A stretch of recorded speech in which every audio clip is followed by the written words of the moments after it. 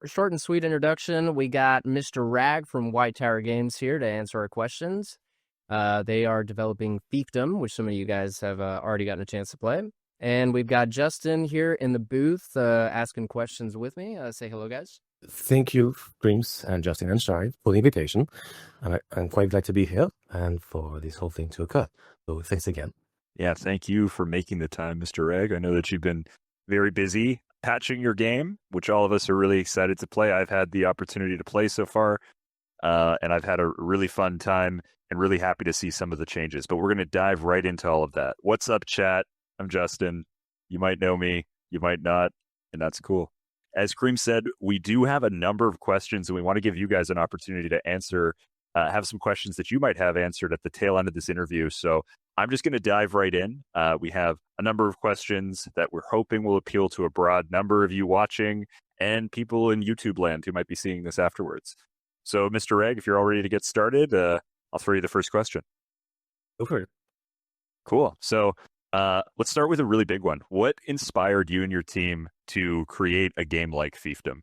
This might indeed be the hardest to answer as well, of the whole thing that you guys have prepared.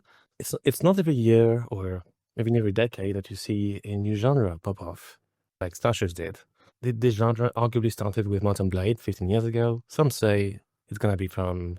It started with Jedi Academy. Not sure if any of you guys have played it. Well, technically great game. Indeed. And so I've played slashers for, in total, about, I think, 5,000 hours, more or less. Mostly Civ 1, then Mordhau, and then Civ 2, in that order. Of course, there's Mountain Blade in the mix, which has been quite a different but still familiar experience with slashers. To bring it back to Fiefdom, something that's not really been done so far is a combination of having more broad RPG elements into a slasher, and namely a magic system, not one that relies on more typical cooldowns like you see in more competitive games nowadays. Something that gives you some form of immersion beyond just melee, while never overriding melee in any case. As a slasher player myself, I do want to play a slasher that's still a slasher, even if it has elements that come from other genres that are, of course, adapted to make sense within a slasher setting. Like just a quick example, all spells that we have, of course, follow the wind up, release, recovery rule, as otherwise it would be fundamentally incompatible. So it's been about taking something that's been proven, a genre that we're very familiar with, and adding to it something that makes sense and is fundamentally compatible, and tying all of this with a mechanic tied to a world that whose continuity essentially evolves with your combined matches. Yeah, so that's what we're making Fiefdom. You will see some inspiration from some games. Like I used to be also a big World of Warcraft player. That's partly where the player-driven story or continuity comes from as well, which is something they tried to do, as far as I know, but didn't in the end implement. And the idea stuck with me ever since. Yeah, man. I was just going to say that one of my favorite parts of this whole community, the melee slasher community in general, is that, you see a bunch of passionate people getting sucked into, like Chivalry 1, Mordhau, Civ 2. And eventually some of those people will decide, you know what, like I love this game, but I think I've got a better vision for what the genre should be. And I think it's just super cool that a lot of these dev teams like Fiefdoms, these dev teams that are creating some of these future melee slashers are all people that were in the competitive community in some of the early games, and I feel like that's really pushing the evolution of the mechanics for the genre too. You got a bunch of people who spend a lot of time on Chivalry or Mordhau and come to understand the issues with it, and then decide, you know what, I think I can put together a little studio and do better, which is super awesome. Yeah, quite right, Creams. So I guess maybe just continuing on this sort of idea here, and I appreciate you showing us your entire timeline as a lifelong gamer, kind of seeing where you've drawn inspiration from. That's really awesome. But we'd love to know more, just kind of how that player-driven story is going to look. So it sounds like you're saying that our matches are going to have real impact within the game. Does that speak to perhaps an in-game ranking system? Are we talking about something greater than that? What does that look like? Fundamentally, It's a system that you might have encountered a bit if you played Helldivers 2. The overall continuity of the world changes with the combined outcome of all matches. Because in their case, it's quite different to how we want to do it. Reason being, it's a PvE game. They have a quite different approach to world building. It's quite comical, as you know, that's the whole thing. I do bring it up, even though I've been thinking of this whole concept since 2020, so far before Helldivers was released. And actually a bittersweet thing to see them release with this mechanic first. But it does confirm to me that there's some people that like it. It's either something that people do like or a mechanic that people don't care about, which is, as a designer, something you actually want. As to answer that for question, essentially we will divide Fiefdom's continuity into seasons. Within these seasons, you will have 1 or 2 maps, depending on the size of our team, by release and after, that are considered to represent the present of the world. You might have seen some of our maps already in development, namely the Ambush Advaster. For example, is this map, which pitches Sulma against Renia. If the Sulmites win and the ambush from the Rennerites fail, then it means that whatever is being carried in this convoy makes it to its destination. We have given some flavor text that this is siege equipment. There is a siege that is being prepared, maybe nearby, maybe not. I cannot spoil this. And the results of those matches will essentially decide what we develop next and what we represent within it. For example, if Sulmite does succeed this map, the next map we push into the world's continuity might be the siege, with the whole siege equipment being available, which may make this map easier from the Sulmite perspective. So that's the broad stroke. In other words, we essentially define a part of our production plan and schedule with what we do and almost when we do it as well. Awesome. Definitely something I was wondering about with the whole territory system that will be implemented in Fiefdom. I know some games, and I've always thought it's really cool, games like Conqueror's Blade or Navy Field, have a system where clans can sort of fight for control of territory on a particular server. I was just personally wondering, are there any plans to implement any kind of clan-based system alongside the territory system? We don't really have a territory system in this sense.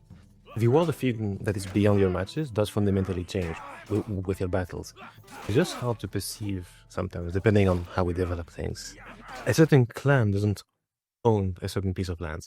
To bring a bit of a parallel, I presume most of you here listening and you here in this lounge have watched Game of Thrones. Of course. Let's bring it to the early seasons, maybe the best ones. The Battle of the Whispering Wood. So that little ambush that Robb Stark made against. Well, I'm having a lapsus. I forgot his name. Jaime Lannister. Thank you. Yep. So you effectively play this battle over and over as the equivalent to Fiefdom, of course. You represent a soldier that plays this battle over and over over the course of a season. Of course, you're not forced to play this match at all. In fact, we probably will add a limit to it to not encourage people to play too much. Fundamentally unhealthy to play any game too much or just games too much in general. And it's not something we want to encourage. You would see effectively the results of those matches. Let's say that in this case the North wins 70% of the time. You get the thing that you've seen in the show itself. What if it's the opposite? So that's what we're going to explore. We create one canon continuity with that can always branch away depending on the result of the current season. But it doesn't tie into any clan system. We can, however, and we will, keep a certain track of, if there's one particular clan that tends to drive the victories of one specific realm, we may add a little reference to it somewhere within the world itself. I think I would be very excited for that. I heard Mr. Reg slip in the word seasons, and I think there'll be conversations later on in this interview perhaps regarding, multiplayer and all of that. I have one for you right now just because this is something that's fundamentally new, maybe for the melee genre purists in here.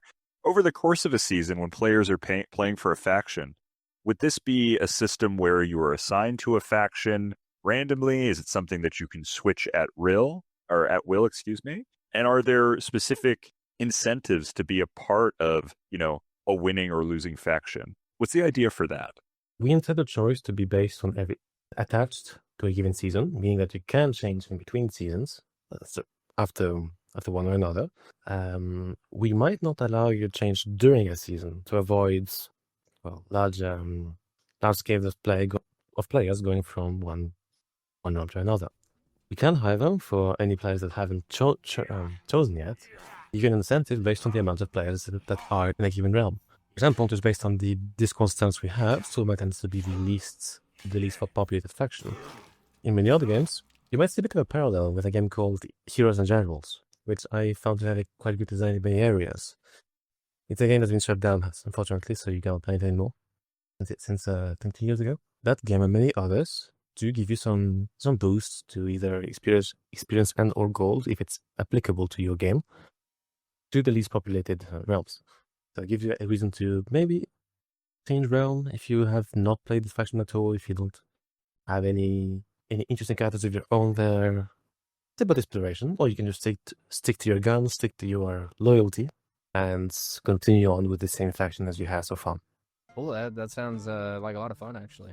Sounds like something I could get into for sure. I have one more question about this. I don't want to waste too much time because I know there's so much to talk about, but I do know that Mr. Reg happened to mention World of Warcraft, and I'd be remiss if I didn't speak up on this, having been a player for a long time myself. Mr. Reg, you might be familiar with the Shadowlands expansion. I'm not sure if you played that at all, but the idea here is they had a faction system briefly and borrowed power attached to specific factions, and at launch, you were locked into that faction for the season, unless you would like to, go through some sort of trial to switch, where there was a lot of friction. Are you set in stone in having locking people into factions during the season? And if so, are the factions going to be separated in personality and cosmetics only, or will there be gameplay incentives to be part of a certain faction? Well, I think that plays in a bit to the previous answer, that we will use the current player population as an incentive to new players to balance things. This is mostly a technical reason why we would do this. It's to lessen queue times. Otherwise, they can be quite long for the most dominant faction. Right. That makes sense. As for gameplay, thank you. But as for gameplay effects, you might have noticed already in the pre-alpha build itself, although it's hard to tell because we just changed this 2 days ago as well. Weapons and also armors don't have the same values depending on which realm you are in. As in, a soulmate greatsword will have different values and has different range than a not really equivalent but similar Rennerite greatsword or longsword. This goes into it also ties into armor values and which armors you can even equip. Fundamentally, the balance of Fiefdom is asymmetrically in nature. Weapons, armors, and I guess this is also a bit of a segue into magic, but also spells, as in which spells you can have or can't. That's good to hear that there's going to be inherent symmetry. We started talking about factions. It's always something that's on my mind, just being, experienced from other games. Creams, perhaps we can jump into talking about mechanics now. Yeah, absolutely. So we understand you're trying to achieve a balance between Chivalry 2 and Mordhaus combat. For both, movement is very important. So how does combat control work as of now? Can we look forward to staples like drags or excels?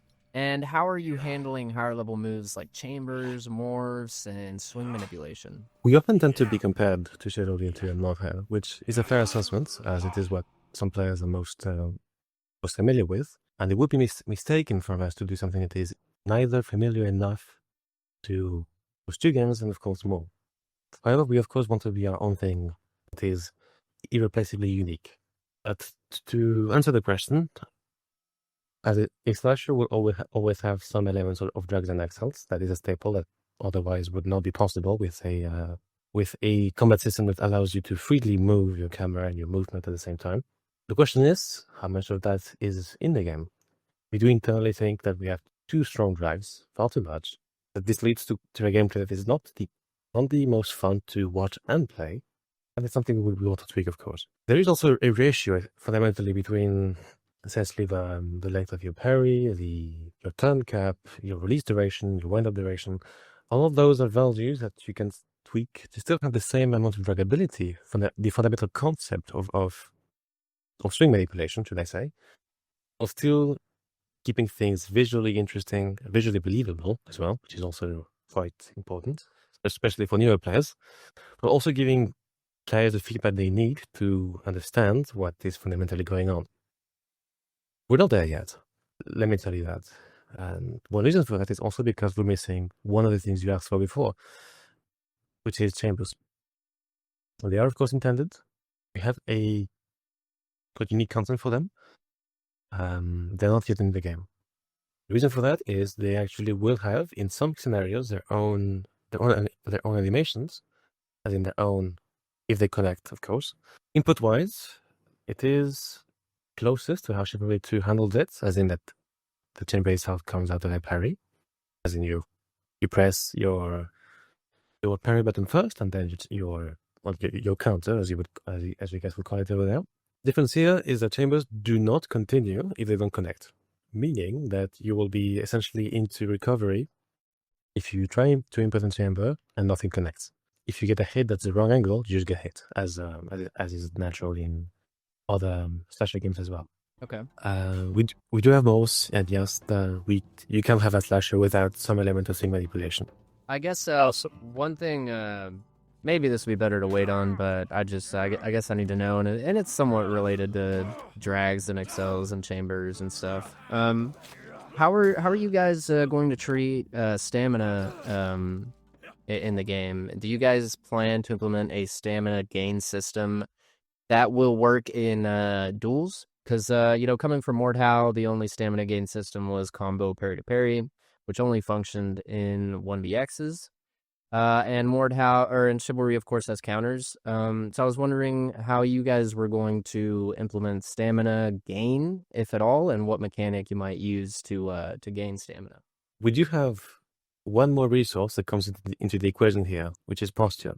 As essentially, in Fiefdom, we do split the role of offensive and defensive mechanics into two different resources.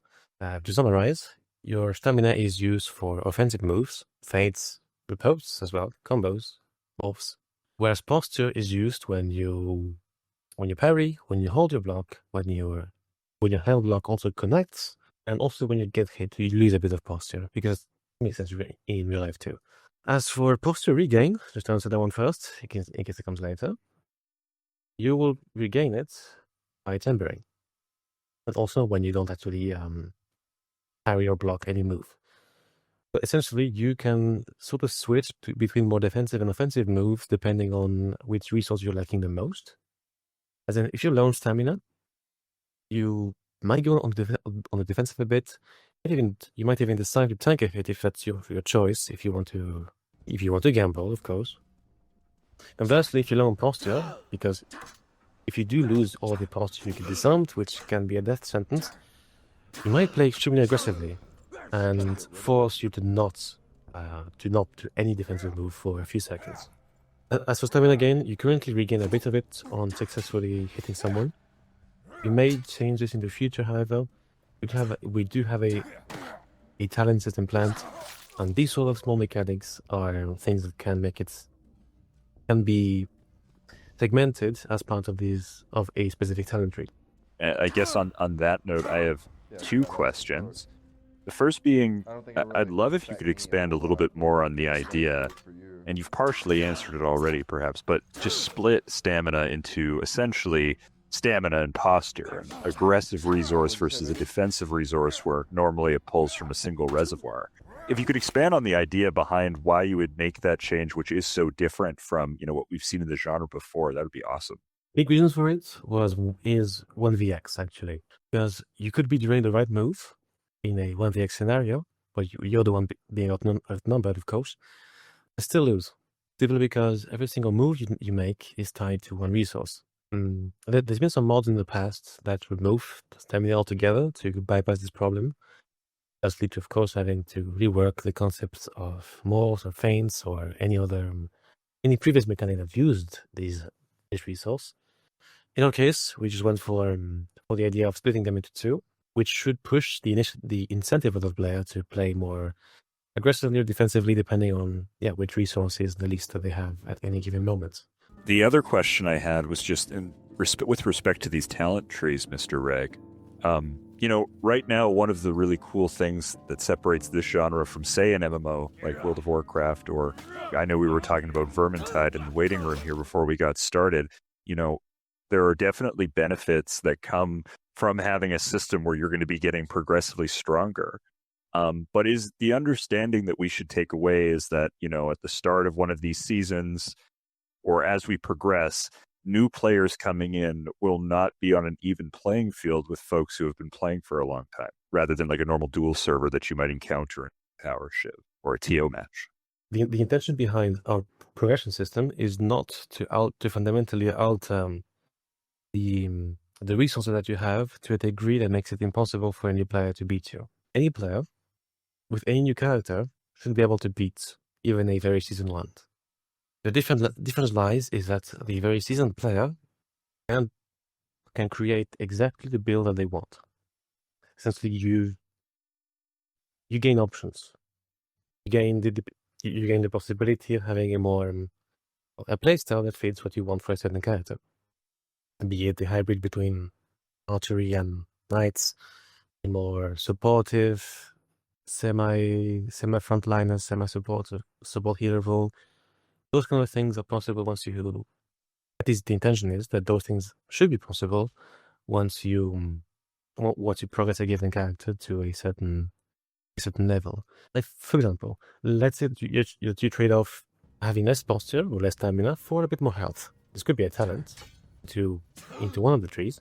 Okay, it does make you bulkier at the expense of perhaps losing either offense or defense in the long run.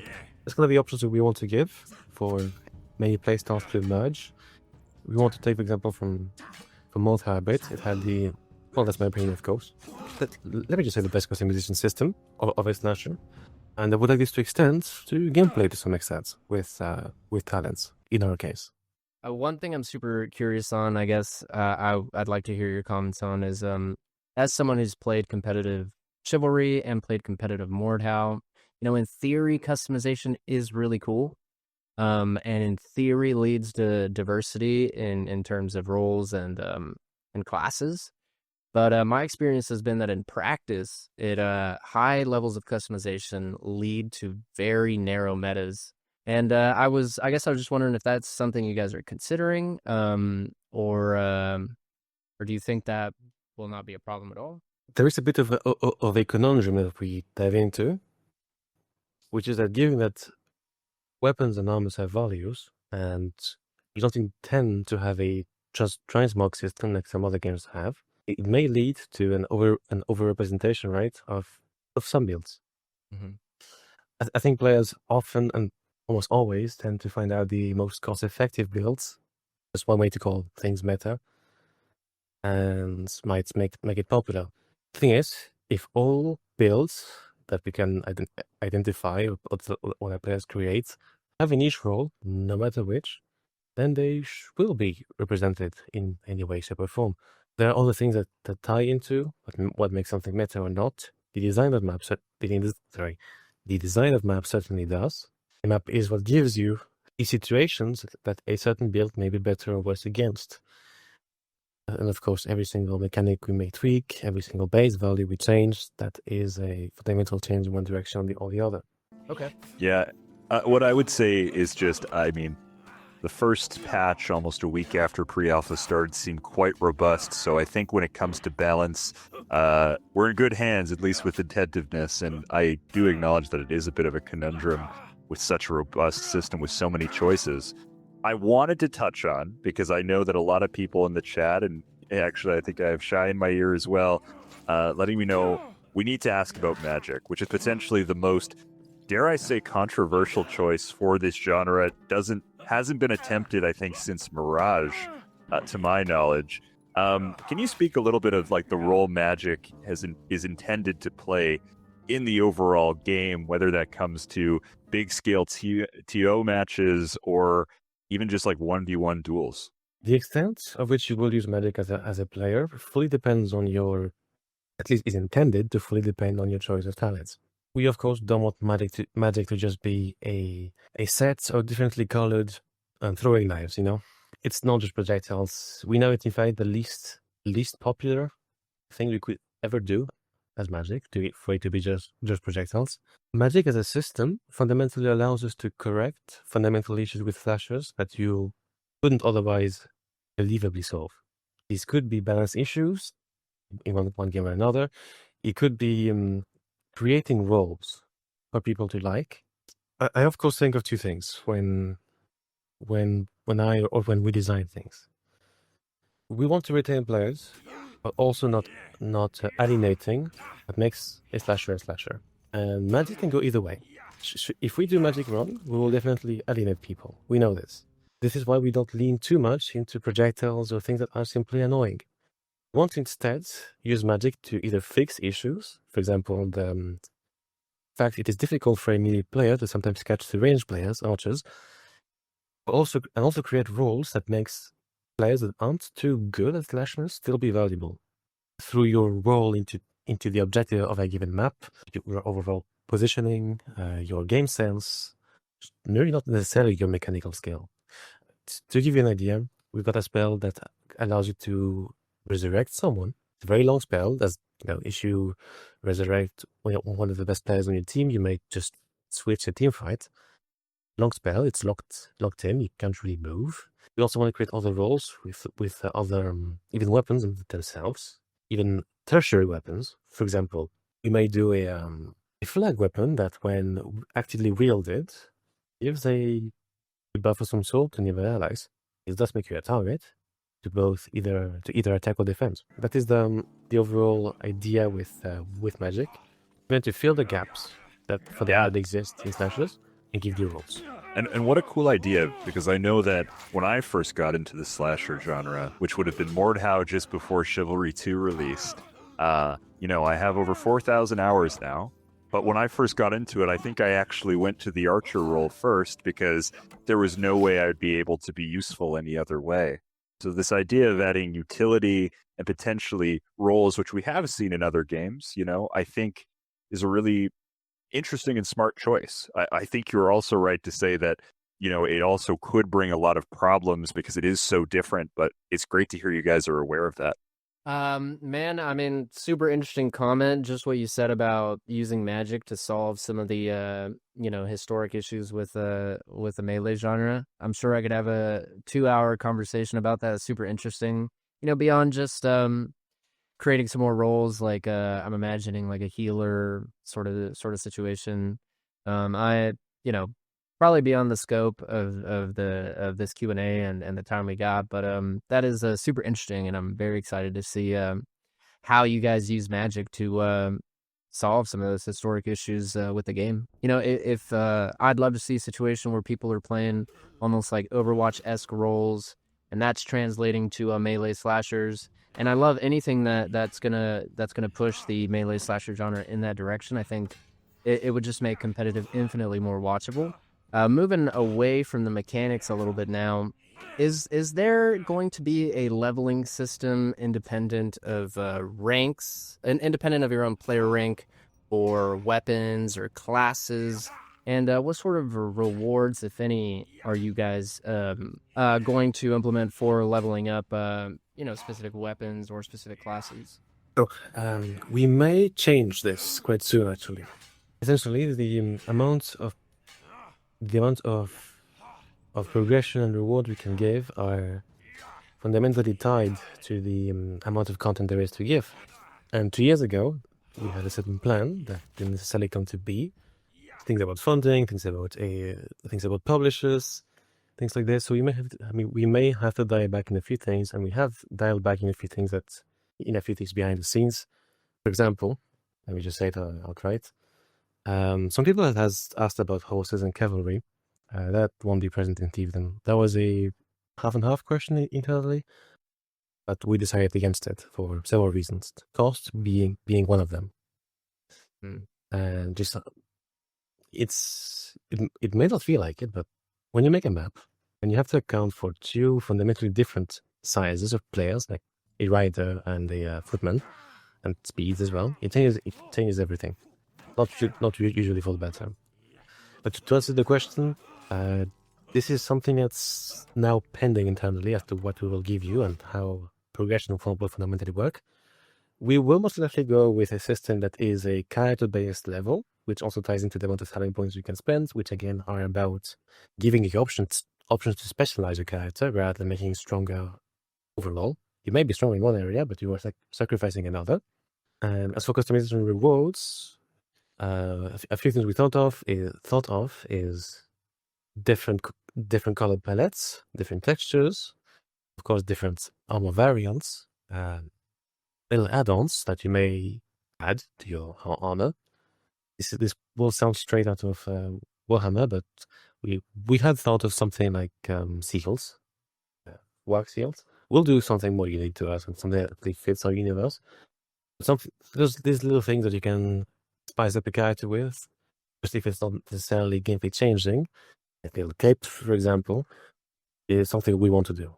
That's awesome. Yeah, I mean, me personally, I'm a big dopamine addict. I love to be unlocking stuff and looking cooler the more I play the game. Justin, did you have any comments on that or any thoughts? No, not really. I'm excited to see how it all kind of turns out. And I do think, one of the coolest parts of some of the games that, we've been referring to throughout this night, or not just like tonight, but, just in the genre in general, are, those different items which can be collected through different means, and some of them easier to acquire than others. I did want to ask, and I didn't see it on our list of questions, except for at the top, and we might have missed it. Mr. Rag, I guess from like your standpoint, is this meant to be a game for more of a casual audience, or is it meant to be more competitive in nature? Like, should we expect like ranked modes? And if we are, like, what is your vision for that? Would it be different kinds of modes? Is it leaning towards the large scale all the way down to the small scale? What are the plans for that? So the position we want to take is one where the game itself and it is easy to pick up and how to master. It does mean a bias towards more casual players in some design choices, while not hammering or lowering the skill ceiling. We want to intend the game to be essentially enjoyable by as many skill levels as possible, and to avoid having a very large skill step at any point of the journey. The simplest way to do competitive would be something like Mordhau Skirmish or Last Team Standing. Ideally, should we have the resources, we'd want to convert some of the assault maps, for example, into smaller 5v5 based maps.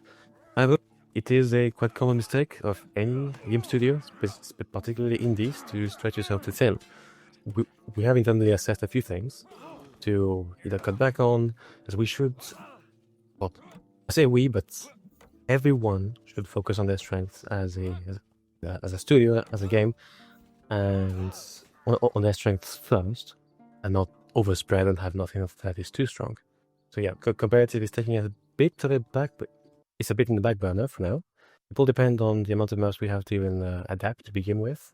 Truth be told, something that is reasonably fast for us to do is adapting larger maps, while still keeping them either LTS or a different version of their larger game mode counterparts. Well, that's excellent to hear, and I know that from the pre-alpha, we already have access to social servers that people have been using to sort of duel, and I've heard that there have been some TO matches going on. Will we have access to all of those maps, large and small, or even just arenas to host grassroots events that are so important to the slasher community, in 2025? This also ties into, I guess, into community service. I think every clan, every community has had a need for a map like this. And I don't want to say barren, but essentially an unpainted canvas, so to speak. Every game has it. Chivalry 1, I would say, is more. Mordhau was probably camps, and Chivalry 2 was probably One and Glade. We can certainly make a few maps that are that follow this idea. We do have community service. We just haven't finished a few things to paying people about it, But you can technically host a Fiefdom server right now, should you know how. We have made some documentation as well on the site that I can link you after on how to do so. Awesome. Yeah, I believe we maybe even have a OCE server going at the moment. Well, I guess moving on from the maps and modes a little bit over to the some of the more social aspects. I guess and this is definitely an important one for the Shiv community.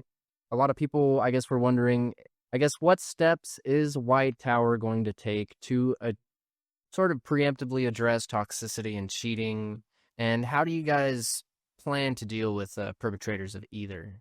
I believe that's fundamentally two questions, because one is being toxic is fundamentally different from cheating. I'll start with the latter. We have made some cheat codes internally in our code, in most of it. The one area we haven't done so is in movement. And funnily enough, on the first day of alpha, someone is I presume, or what I presume is a general Unreal Engine trainer / cheat, which of course maybe worked out of the box in this case. We do also want to integrate with easy anti-cheat, which is made by Epic, and is also cross-platform, which is also, of course, crucial for us as a game that wants to support not only Windows, but also Linux, Mac, and consoles.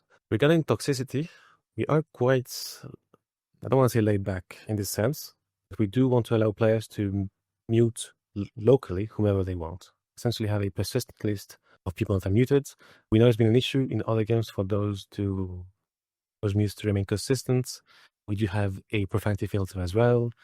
I think people will come with clever uses of emotes, no matter whatever we do about it. I think that's part of the gaming itself. Yeah, absolutely. We don't want to have just something to add.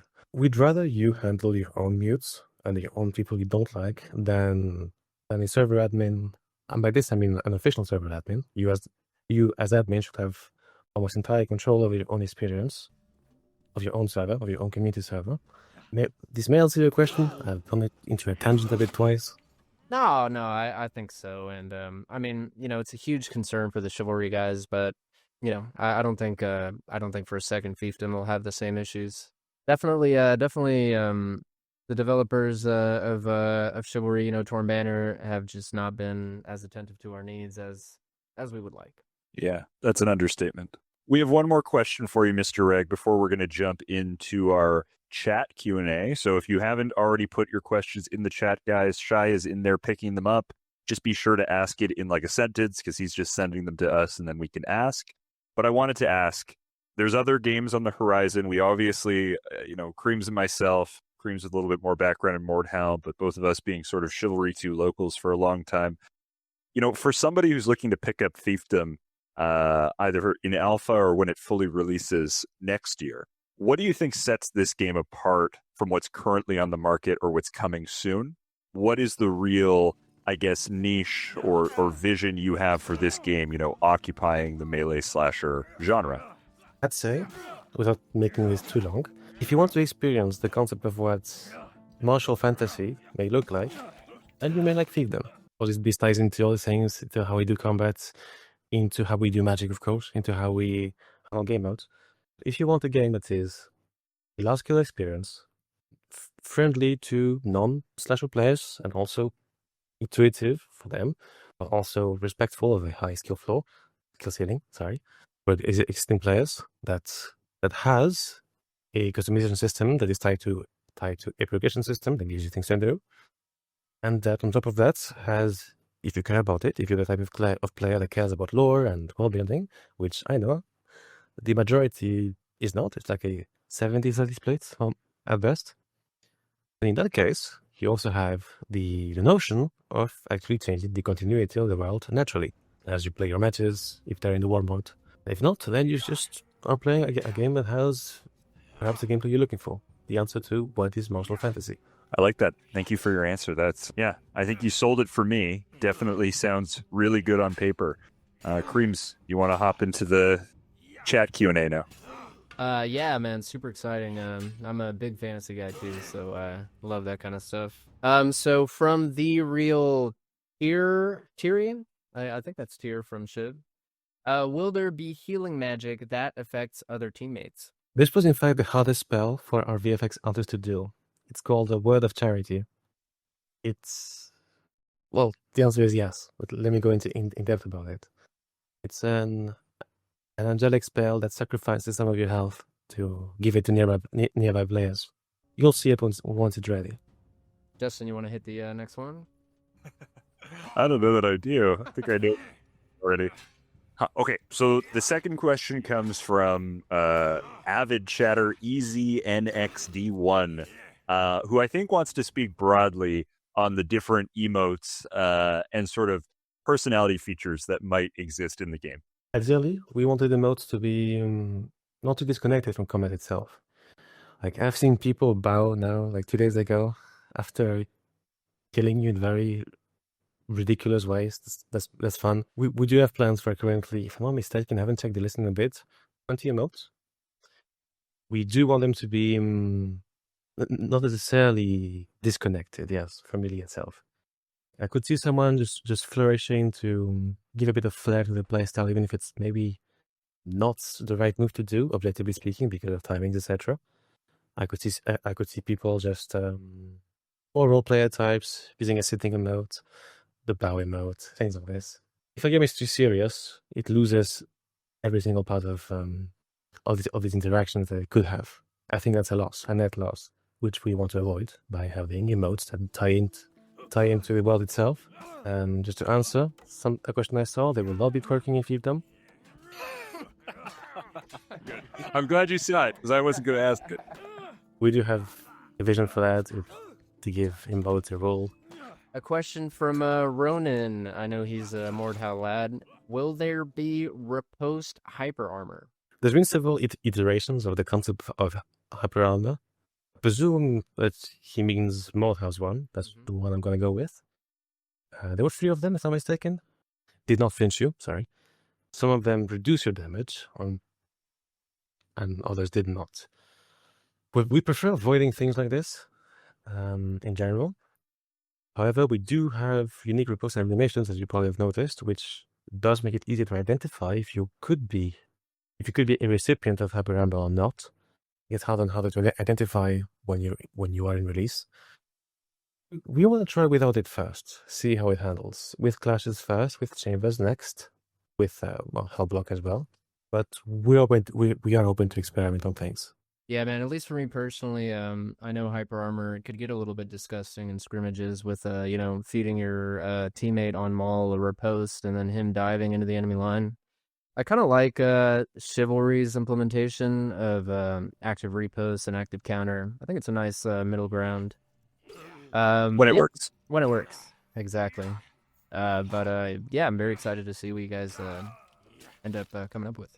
Essentially, a big part of the work we did, particularly across the last 5 months, was making a very modular base of combat to try these things out.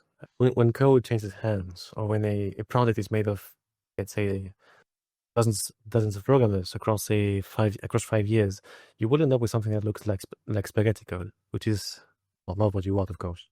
But yeah, we've made things to be as modular as possible and as disconnectable as possible, even for us to test what is right and what is wrong with our design.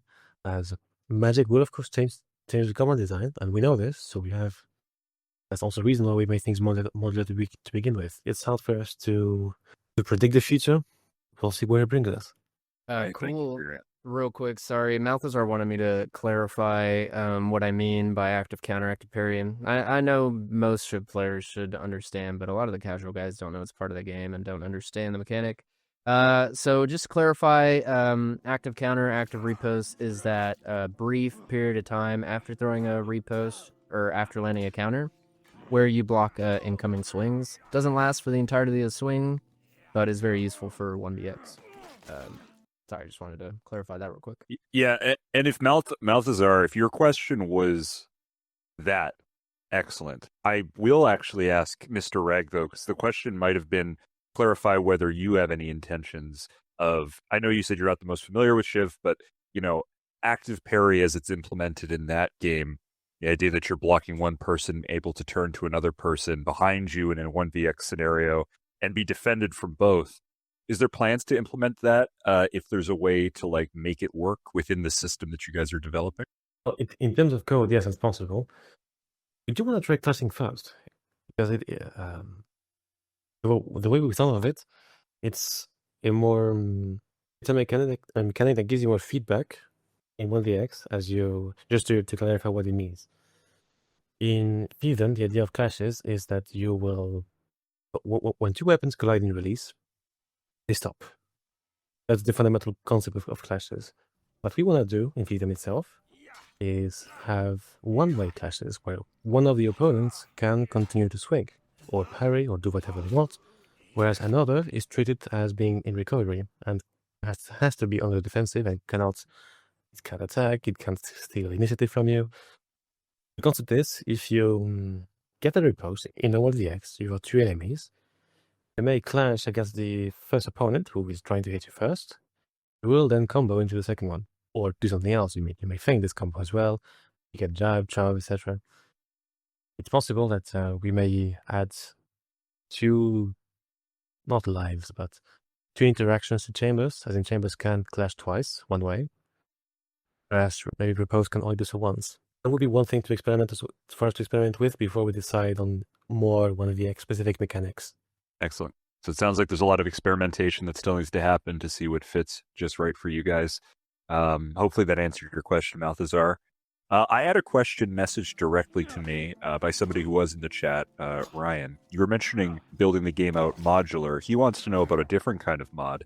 I know that you said community service is something you're still working on, and maybe you'd have limited information on this, but any plans for Steam Workshop or community-made mods to make an appearance at some point in Fiefdom? We, of course, acknowledge that modding and community tools are what keeps the game alive long term.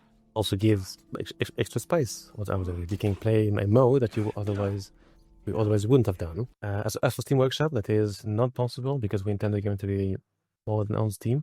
The mod distribution platform of choice will be Mod.io in this case, as it is fundamentally cross-platform. And as for community servers, we do want to expose many settings to you. We don't have a full list, as in fact that could be something that you guys can help us over time. You might see things that you might need, and we can add that to the possible changes that you can do.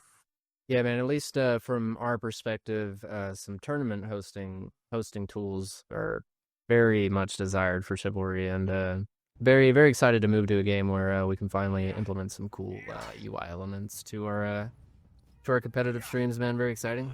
We do take a lot of inspiration from games like StarCraft and Tekken in the competitive sense on how they handle things, how they handle tournaments. It's been the correct me if I'm wrong, but some of the longest competitive audiences and scenes in the whole gaming world. We're talking decades, of course. So seeing how they did things and how they evolved is definitely a way to inspire us and see what we can do with the resources we have. Yeah, absolutely. And I feel like there's a lot of really cool concepts for competitive being launched just around the gaming scene in general. So I've got my eyes out too, and pulling ideas from different places for sure. I guess moving on from that, Spicy Lasagna was wondering if I guess it's two questions. Is there any plans to implement like a native dueling mode? I know Chivalry 1 had like an arena system you could queue into. I guess her question exactly is, can I get a duel mode where RDM is not possible? So I guess, is there any plans to implement anything like that? Entirely doesn't take long to implement, first of all, so that's a plus to the possibility of it. Design-wise, there's always that concern with splitting the players too much. The more gamers you have, the more splitting you do. We're a bit on the higher end of this. However, we can probably bundle some gamers together. Currently, you've got FFA, TVM, and LTS. Consider those to be classic gamers, so to speak, which can be bundled, as their own map lists, their own intention. I'm not saying no to dual mode, and we may come up with it in the near future. And I think that's that's hopeful to hear that for sure. I know that a lot of the people watching, myself included, I think dueling is really what's got us into the genre and kept us here. So any support that we could get, by and large, would be appreciated. So thanks for your question, Spicy. I didn't see that one previously. The next question comes from Forsen My Badge. We'll call him Forsen. Forsen asks, Is there going to be a flail weapon in the game? You have a supporter inside the team that wants flails. It might not be visually what you intend them to be. If you think of the Chivalry 1 flail, as I think many do, does Shifty have a flail? Actually, No, I don't think so. so our animator, Hui, is definitely in favor of having a historical version of a flail, which is, I'm not sure how to define it fully, but let's say a long stick with a single chained flail at the end of it. If I'm not mistaken, the game also does feature something like this, and we made two as well. And if you ask me, Mazovia is potentially the faction that will get it. Cool. And quickly, just a comment from Spicy Lasagna. She says, can we get a tweak on the low health and low stamina graphics so it's less abrasive on the eyes? I guess more of a feedback thing for the alpha. Well, we didn't took the values from how they were originally made by our VFX artist. It's 1-to-1 to the asset. We can tune it down, of course. I do think myself that particularly the stamina effect is far too strong, the visual one. The sound, I think, is fine, personally. But yeah, this is the kind of feedback we want to hear. So thank you for that.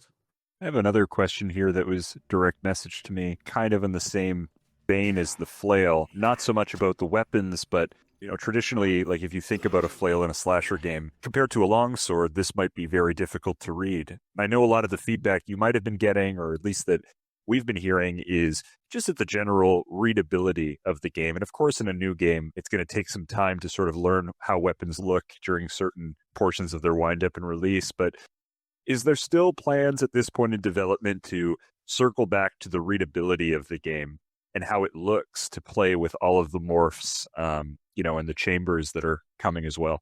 A lot of these things and this perception is skewed because of the amount of netcode issues we have. Our first priority is to fix those first, and being redundant almost. But to tackle things like this, the visuals of a few things, you must of course fix all the underlying issues first. This is a focus for the next patch, by the way. I might not solve all of them. We solved a few of them in the last patch, even though that wasn't the full priority.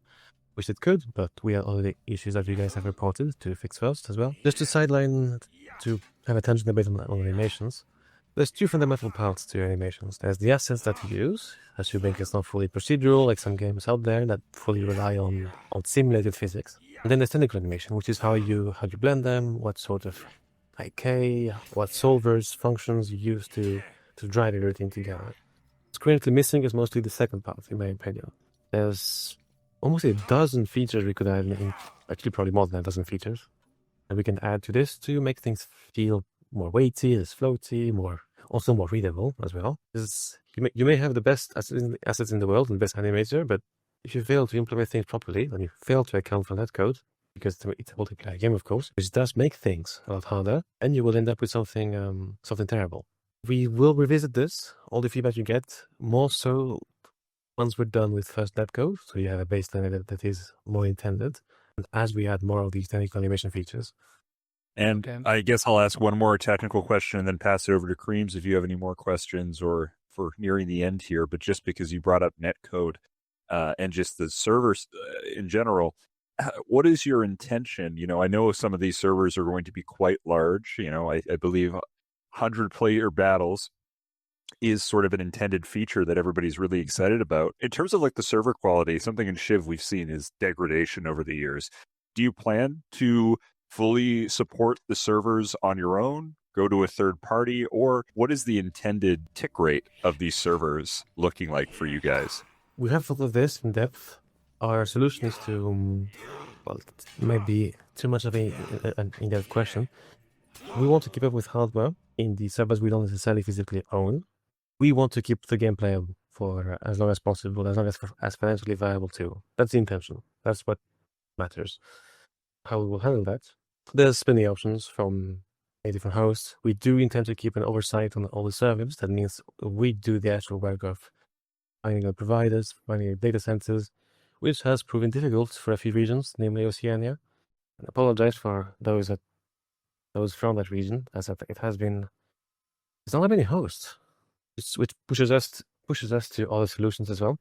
As for the tick rate, our target for 100-player battles would be 60. It will be difficult to achieve, let me tell you this. However, we do benchmark the game itself. We do benchmark the cost of instructions and the cost of what is being sent from you as a player to the server and back and forth, and what scales well, what doesn't scale well. And it's going to be an ongoing work. I would say we fundamentally know what to do to achieve this goal, unless we have just miscalculated things. I believe we got 3 or so left here. L7 Legion is wondering, will there be battle passes? No. Instead, what we intend to do, a multiplayer game needs some sort of, unless it's goes up extremely well at launch and has millions and millions of copies sold, as some games do, it does need some form of long-term monetization. We did run a poll on this a year and a half ago, I believe. We had 8,000 participants, and this was one of the questions. A few models of how we want to do things and how we internally want to do things, even if the result wasn't too good. And the idea is to have essentially DLCs that give you challenges or some things to do in order to unlock some rewards, which are cosmetic in nature. If I can draw a parallel, the closest, as far as I know, from games that I've experienced, would be the way Fat Shark does it with Vermintide. Really like that implementation. That's cool to hear. Yeah, as somebody getting back into that game, it feels like a system which is, very friendly to players, as well as their wallets. Obviously, the game needs to make money, but I think the way Fat Shark has done it, I think more companies doing that would be a really good thing. So that's awesome to hear. Essentially, the thought we have is anytime you are put out of the game to deal with the concept of buying something, you're fundamentally out of the game and thinking of how much do I have, how much I'm willing to spend, is this worth it, etc. The more you remove this, the more you make this rewarding for the player itself to, if they want to buy something once, don't repeat, don't show it on their, don't push this to their face all the time, and then slowly but surely unlock the things they bought maybe like 2 months ago if they haven't played much, or the same day if they really grinded. That's the intention. Two-parter from Mystic, a good friend of ours from over at WMMR. He would like to know, do you think the question verbatim is, do you think simulated combat would be better than animated combat? Of course, considering the fact that it would be optimized in a way that is viable. Based on what I've seen, it's far more expensive to simulate physics than to have them pre-made in animation assets, which of course makes it more static in this case. To combine both is typically the right move. The fundamental issue you have if you over-rely on simulated physics is that it's not something I delve too much into, let me be clear first, but Unreal Engine simulated physics are non-deterministic and they are dependent partly on the delta time of your machine, the time between frames. Well, Hellsoul does it, and they use Unreal Engine, but they're not the multiplayer game as far as I understand. So yeah, we can use some element of physical animation within animations, but players will see different locations of animations the more we use it. It's good to add a bit of flair, a bit of on non-critical states. Let's play it that way. It's something we want to experiment with as well. Awesome. And second part of the question, I'm assuming you also know Mystic, considering the question, but he would like to know, for your dinner date, would you prefer steak or sushi? Steak. Steak, Yeah. Steak, man. Absolutely. Good man. Are there any plans, Mr. Reg, to tweak character models in third person? Currently, black is a large portion of the view, even after expanding FOV. Currently, first-person POV, to me at least, seems mandatory to properly read animations. And I mean, I think this is a question on a lot of people's mind whenever you have a game where there's third and first person both accessible to players, which I think is a good choice. In Chivalry, we've seen that third person has kind of become default better because of the FOV. Not that first person is unplayable by any means. And I know that in Mordhau, that's sort of reversed. So any plans to tweak that? And I guess your general thoughts on the overall balance between first and third person and how you view that. The intention we want to have with this is to leave some more cinematic features to third person, namely the way how your camera moves and stuff like that. Keep first person as a preferred way for duels and low population encounters, so to speak. Of course, game sense wise, you can account for the difference, especially if the positioning of audio is well made. if the audio assets are also different per faction, it also allows you to hear, who is an ally, who is an enemy. This is a key point I want to dive into, given that our factions are set in stone, which is not the case in other slashers necessarily. In Civ 2, it is the case. I'm not sure if actually they have different audio on idols, on steps, depending on which faction you are in. But to answer the question, the positioning itself for the third-person camera is not final, as I see it personally. It's a bit restrictive. We also want to add a key so you can switch left-right, because it's currently offset to the right. Offset to the left, yeah. Yeah, I mean, yeah, the character is offset to the left, yeah. I mean, I was thinking of the camera. Don't consider the current camera placement to be final. It is quite restrictive. At the same time, we don't want to make third person better than first person, but there needs to be some form of drawback. In my opinion, apart from the FOV issues and the animations being different than reality in first person in Chivalry 2, I think it's just held parry. It kind of ruins the concept of careful positioning and team fighting, and puts us in a place where we're just forced to go into third. Very excited to switch to Fiefdom, where I think we'll have to be a little bit more careful and playing first, which will be very cool. But depend on your own playstyle as well and what you look for. Yeah, absolutely. Yeah, who knows? Maybe there'll be a, third person will be fine for somebody playing somebody supportive farther back. Archers, of course, will want to be first, but it'll be cool for people to find their niche, because it does sound like there's such robust options available to everybody, or at least that's the intention. Things more difficult to support and think of so many options. We think we'll make it. It's not without a lot of iteration, though. It's not without accidentally making things stronger or far weaker than anticipated. For example, we had an oversight on the last patch regarding jab and kick and shove damage. Is of course not intended. Just a result of making things quite, I don't say too quickly, but we didn't want to roll out the patch. We will continue a certain patch schedule unless we notice things are wrong. Goes to our best for that not to occur again. Cool. Awesome. And I guess last question, just to wrap it up, do you guys have a date planned to release your next dev vlog? Good question. It's been a long time indeed since the second one. I think it's been 5 months, 6. We don't have a date as of now, mostly because we want to fix things first, get your feedback going.